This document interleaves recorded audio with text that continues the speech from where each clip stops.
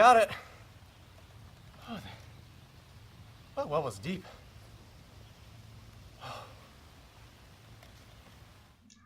Good evening. I am the Skeptic, and today we're going to take a look at a mysterious cursed VHS tape, simply known as The Ring,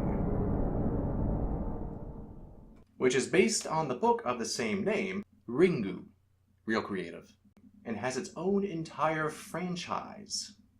Now, this American remake has its fair share of differences, as well as some minor improvements, that has been memorable since its release in 2002. Now, I happen to find this film particularly creepy. It also happens to be one of my girlfriend's favorite horror movies. Isn't that right, darling? Love you. Let's begin. The movie starts off proper with two girls pillow fighting. Fan service!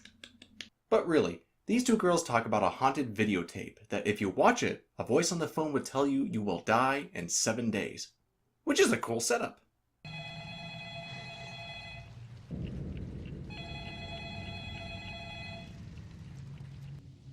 Hello? Hi, Mom. Bah! 2 minutes in and this movie's already trying to fake us out. Tisk tisk. Ooh. One of the girls checks on what I can only guess is a leaky toilet, and then... This whole beginning is brilliant, with a simple but unique concept that has a lead-in and payoff. In just a few short minutes, we have a complete horror story, just like an urban legend. But we now have a whole movie to continue the premise. Sick. We then switch gears and follow the girls on Naomi Watts, or Rachel, which you'll remember because her creepy son always refers to her by her first name. Rachel? Not Rachel. Thanks, Rachel. Rachel. Rachel? Rachel! Rachel! Seriously, I get Rachel is a busy reporter and Aiden is all independent and self-sufficient, but just look at him. He's so unnecessarily creepy. What? Ugh. They head to the funeral for Katie and Rachel's sister asks her to investigate her death. Rachel! Props for the nice creepy image. So she begins by smoking with the other teens to look cool and asks what Katie was up to recently. One kid tells her it was the haunted tape at Shelter Mountain Inn. She also discovers that the 3 friends she was with also died at the same time. Plus, she finds photos of them at the cabin with their faces distorted. You got the layout? Haunted tape, died same time, cabin, photos. Got it? Good. Let's continue. One interesting thing to point out is how the coloring filters are very blue-green, which seemed to be a fad in the early 2000s after The Matrix's green palette. Not to say it's bad, but it probably added influence to heavily filtered horror movies today, instead of looking realistic or down-to-earth. In my opinion, the color intensity is a little laughable, but I get how it was meant to add to the rainy mood and atmosphere, which it rains a lot in this picture. Rachel goes to the cabin where Katie found the mysterious tape. Reception's never good here. That's why we bought tape players for videos. Explains why teenagers would watch old tapes. No cell reception? Ah! Hi, I was Pick a wondering- card, any card. Why? What's the point? That your card? No. And he doesn't even come back. Hey. This is your card, right? That's it. Who are you, card man? And by the way, that there tree is not just ominous, it's a plot point. So keep that in mind. But now, on to the main event. Oh, I get it. That's the ring. This whole video is filled with disturbing images and even symbols that reappear throughout the movie. And of course, the viewing ends with a phone call. 7 days. Apparently, watching the tape edits your life like The Shining. She's also apparently so good at her job that she can tell her boss off. You're fired. No, I'm not. She's a regular April O'Neil. She copies the tape and clearly it's otherworldly because screwed up time code. Ooh. She then calls upon her ex-husband Noah to check out the tape. He watches it while she has a rear view window moment. I mean, Hitchcock, sure. They don't answer the phone, but it does make me ask why she was okay to let her ex watch a death tape. Whoa, you don't want her to see it? What about me seeing it? You had no problem showing it to me. That's impossible. So the control track could tell us where it came from. But to not have one, I mean, that's like being born without fingerprints. I don't know what that means. And you should be able to see the camera here in the reflection. So this tape is supernatural. We got it. Rachel goes to visit Katie's friend, who was there the night she died. But why an asylum? Did she do anything wrong? Is she accused of the murder? How does she know Rachel has only 4 days left when she never said when she watched the tape? And why are we seeing the scene? Pointless. She uses a machine to extend the shot on the tape to discover a lighthouse. Research helps her find the location to be Moscow Island, home to Anna Morgan, the woman in the tape. She was a horse breeder, to which all the horses mysteriously played the part of lemmings. She then was in a psych hospital and committed suicide. She realizes she has to visit the island, but first the fly on the tape comes to life and she gets a bloody nose. Classic symptoms of being cursed by a VHS. She also dreams of coughing up an electrode and seeing a wet girl grabbing her, like a Freddy Krueger special effect. Even though Noah initially doesn't believe her, after seeing his face distorted on camera as well, he suddenly believes. Which is odd considering there's no new evidence, just a concern for his own well-being. Maybe he does deserve the death tape. But oh, the creepy kid. He watches the tape.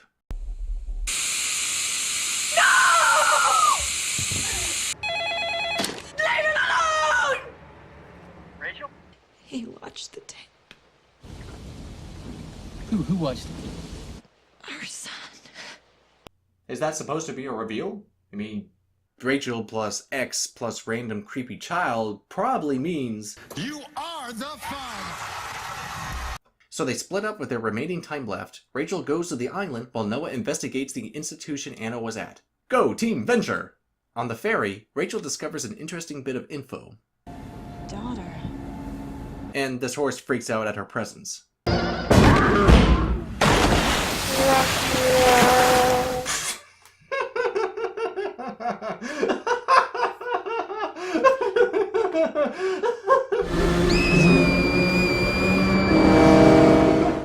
I feel bad for laughing now.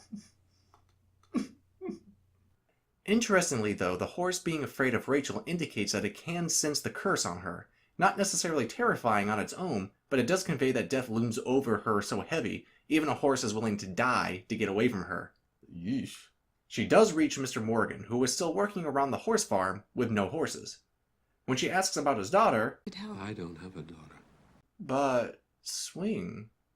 Meanwhile, Noah breaks into the archives of the mental hospital and discovers strange x-ray pictures. He finds Rachel at Mr. Morgan's house, who had just decided he can't deal with the past no longer, so he takes a bath with his shocking bath bomb. They find a recording in the house that shows the Morgan daughter, Samara, and how she was special. You don't want to hurt anyone. But I do, and I'm sorry. It won't stop. It? What's it?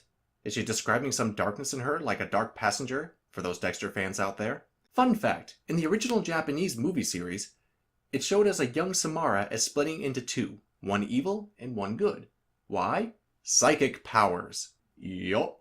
Our cursed tape is from a creepy little girl with psychic powers, who obviously inspired Paranormal Activity. She drove the horses and her mother insane by burning images into their mind with disturbing thoughts. And I mean actually burning, like she did into those x-ray images and that cursed tape. Meanwhile, we see Aiden drawing images from the tape. The ring! And he tells Rachel that the little girl shows him things and that she's in a dark place. Why she shows him things? Rachel and Noah investigate the barn where they discover the place Samara was kept. She doesn't like it in the barn. The horses keep her up at night. So she killed them. Bad superpower girl. That's a lot of work for the veterinarians. Conveniently, they discover a tree burned into the wall behind the wallpaper. Lucky. But Rachel somehow recognizes this tree as the one by the cabin earlier in the movie, because when the sun hits it, it looks like it's on fire. Conveniently, it is autumn. Damn, 2 lucky breaks and a wild good guess. Either way, that means they hurry back to the cabin where Rachel found the tape, with only less than a day left. Not knowing what to look for, again, conveniently, Noah freaks out, breaks things, and these marbles show something odd with the floor. That's outrageous luck for plot conveniences! Congrats! They open up the floor to find a well underneath. Inside, they figure Samara must be down there. The floorboard screws start unscrewing for some reason, water leaks through, and the well is full of flies. Again, maybe because symbol of death, but not practical in this storytelling. The TV falls on Rachel, but not sure if intended to kill her or force her down the well. But with little time left, Rachel does in fact find Samara, who shows her how she died. And she had been alive after, trying to claw her way out. Feeling sympathy, Rachel holds Samara's body as it melts away, relieving the curse. Can't imagine being stuck down a well all alone like that. How long can you survive? 7 days. Ah, clever. Daw. The family looks to be back together. JK, lol. All seems right in the world until Aiden asks, Is she still in the dark place? We set her free. Why did you do that? It's supposed to help her.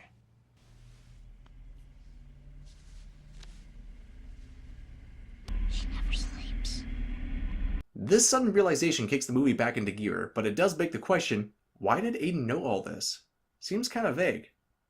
Whatevs. Convenient plot points steady ahead. Rachel tries to reach Noah, and we arrive at the most memorable sequence of the picture.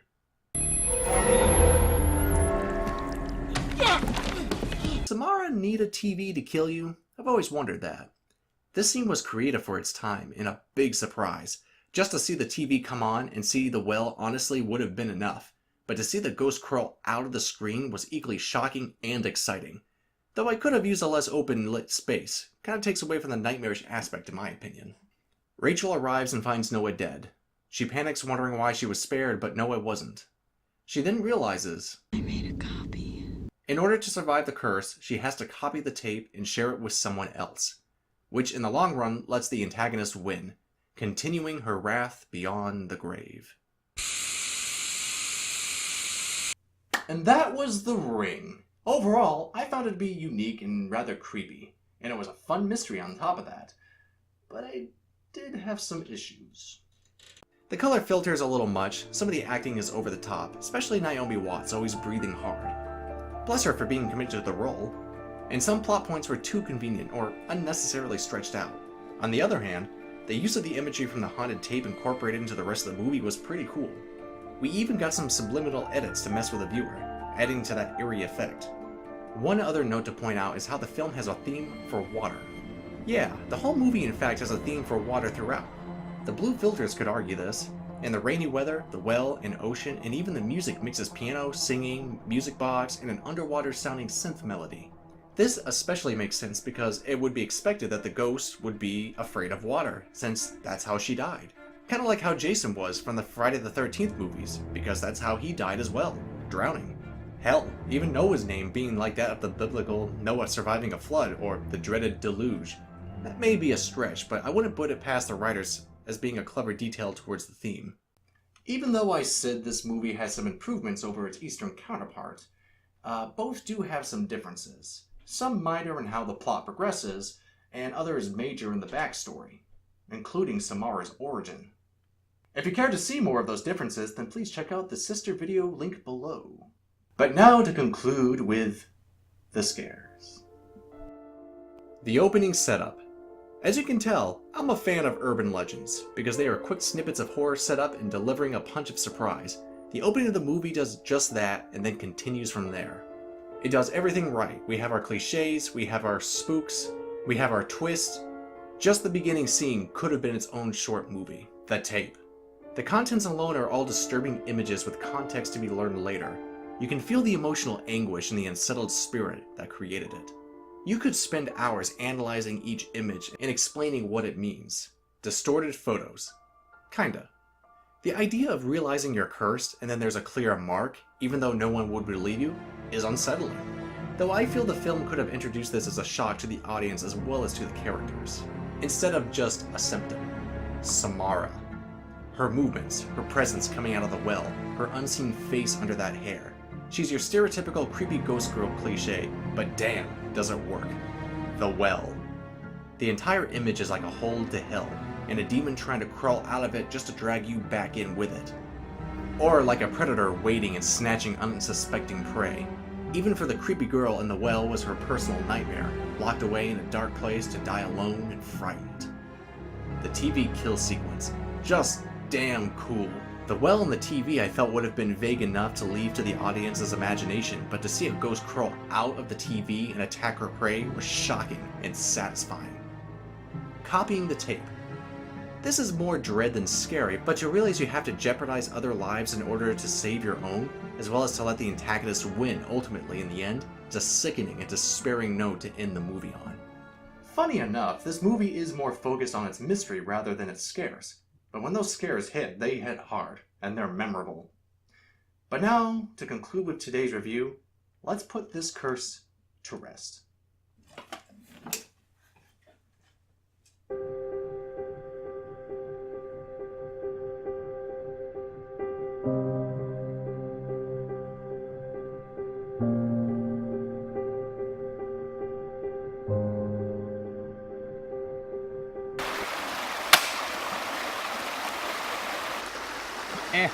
I wonder what's on the telly.